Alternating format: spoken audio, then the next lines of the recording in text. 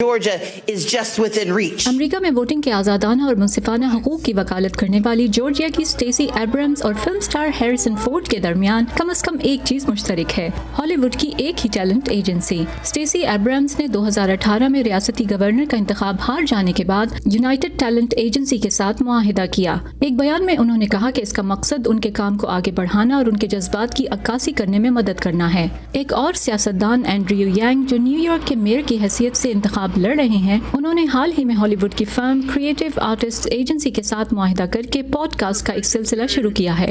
बहरहाल हॉलीवुड और सियासत का मकसद अपने मुद्दाओं या अपने सियासी हल्के तक अपनी बात पहुंचाने का रास्ता तलाश करना है।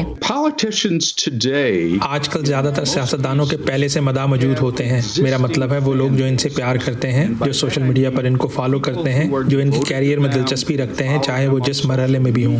मीडिया का मंजरनामा साबिक सियासतदानों या साबिका सरकारी ओहदेदारों से भरा हुआ है जो अपने नाम की पहचान को इस्तेमाल करते हुए स्पॉटलाइट में रहने की कोशिश में लगे रहते हैं। एंथनी स्कैरामुची, जिन्होंने डोनाल्ड ट्रंप के दौरे सदारत में सिर्फ 10 दिन व्हाइट हाउस के कम्युनिकेशन डायरेक्टर की हैसियत से खिदमत अंजाम दी, मूच FM के नाम से पॉडकास्ट्स का एक सिलसिला शुरू किया। शॉन स्पाइसर ने व्हाइट हाउस के प्रेस सेक्रेटरी की हैसियत से 2 माह खिदमत अंजाम देने के बाद डांसिंग विद द स्टार्स नामी शो में हिस्सा लिया।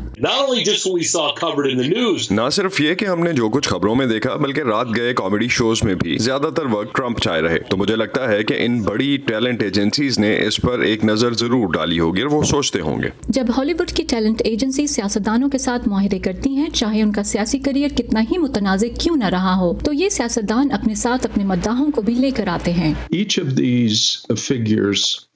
इनमें से हर एक शख्सियत के वफादार मदा हैं और मीडिया और इन मुख्तलिफ प्लेटफॉर्म्स के लिए इस इंतहाई पर हुजूम माहौल में आप हमेशा किसी ऐसी चीज़ की ताक में रहते हैं जिसका फ़ायदा उठाया जा सके।